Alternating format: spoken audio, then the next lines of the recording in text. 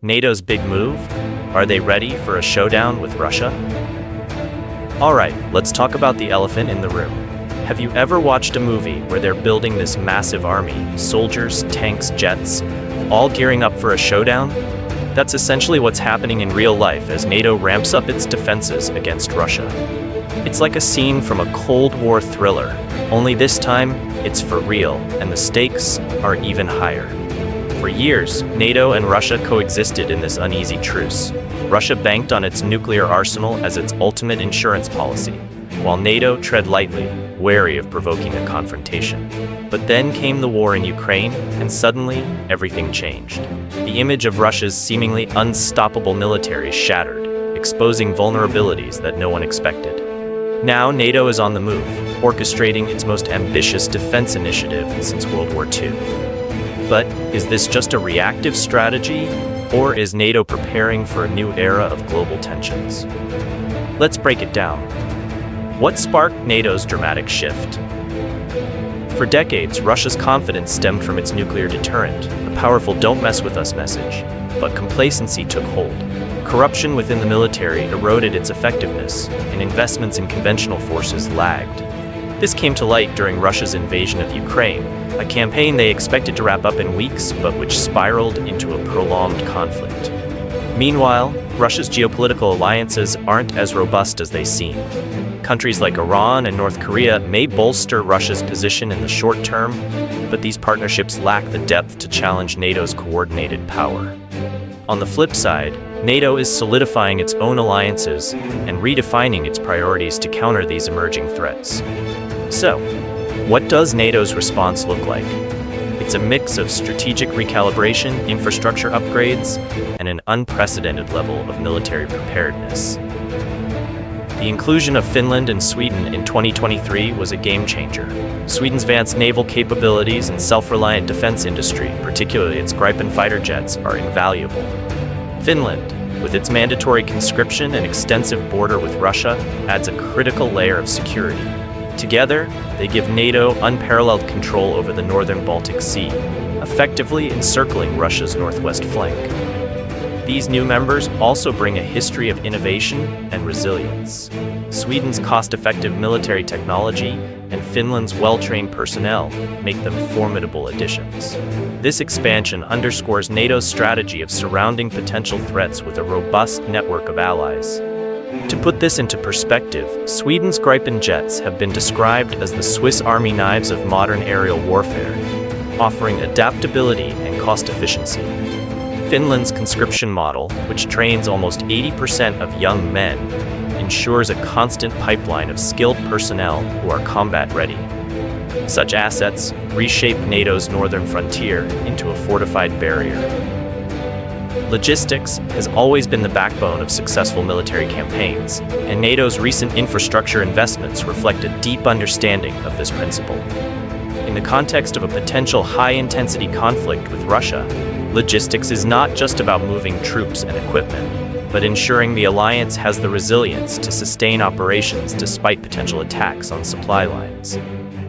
NATO is heavily investing in creating multiple, redundant access points across Europe to minimize vulnerabilities. The $2.7 billion expansion of Romania's base serves as a cornerstone for Eastern European operations, transforming the region into a logistical powerhouse. Spanning nearly 3,000 hectares, this facility is primed to house thousands of troops and deploy them rapidly. Key highways such as Poland's A2 motorway and the Via Carpathia corridor have been upgraded to allow the seamless movement of armored vehicles, artillery, and supply convoys. These routes are fortified with defensive infrastructure, ensuring they remain operational even under attack. This meticulous planning mirrors the Allied efforts during D-Day, where redundant supply chains ensured victory despite heavy resistance. Rail and port facilities are also receiving significant upgrades. The construction of high-capacity rail links, including one that extends into Ukraine, is officially aimed at boosting trade, but is designed to serve dual purposes. These railways can rapidly move military assets to strategic locations, ensuring a swift NATO response to any aggression. Ports in the Baltic and Black Seas have been modernized to accommodate larger shipments of armored vehicles, further enhancing NATO's logistical flexibility. Perhaps most impressively, NATO is addressing potential choke points. The Suwalki Corridor, a narrow land bridge between Poland and Lithuania, has long been regarded as a weak point.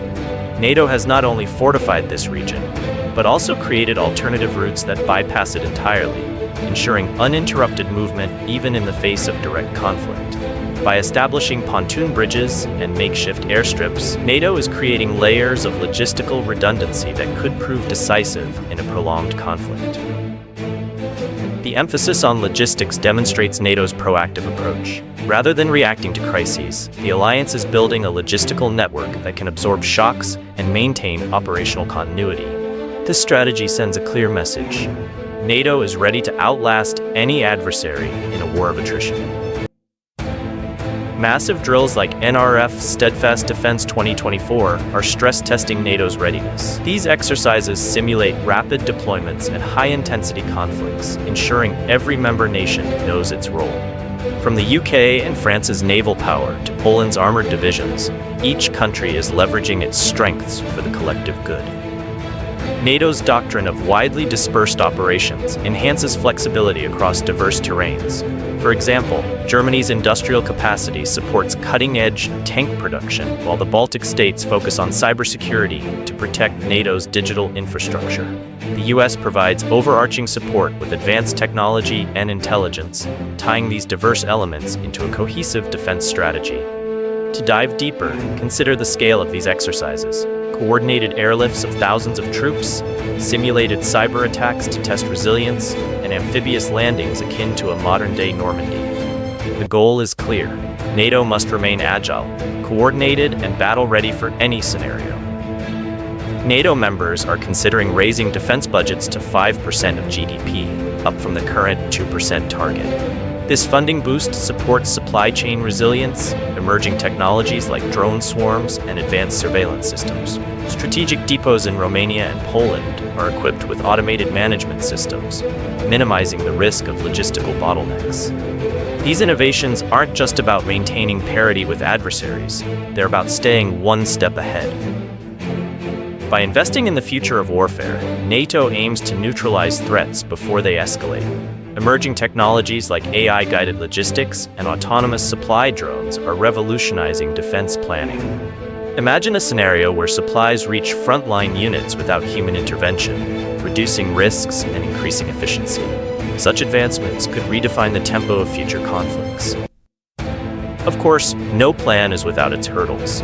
NATO's diversity is both its strength and its weakness. With 32 member nations, aligning priorities can be challenging. Political tensions and differing perspectives on issues like the Russia-Ukraine conflict occasionally slow decision-making. Some members maintain economic ties with Russia, complicating efforts to present a united front. Hungary's reluctance to fully endorse sanctions, for instance, highlights the alliance's internal fractures. And then there's the issue of funding. Not all members are eager to increase defense spending, risking a shortfall in collective preparedness. Diving deeper into these challenges reveals nuanced dilemmas. For instance, balancing NATO's European and Pacific priorities requires finesse. While Europe demands immediate attention due to Russia, the Pacific theater cannot be ignored given China's rise. NATO's actions send a clear message. The risk of conflict is no longer hypothetical. Russia's annexation of Ukrainian territories is a chilling reminder of its ambitions. By bolstering its defenses, NATO aims to deter aggression and safeguard the stability of its member states. As Sun Tzu famously said, "The greatest victory is that which requires no battle." NATO's preparations embody this philosophy, striving for peace through strength. But the question remains, will these measures be enough to deter Russia, or do they risk escalating tensions further? Let us know your thoughts in the comments below. This is a conversation that's far from over.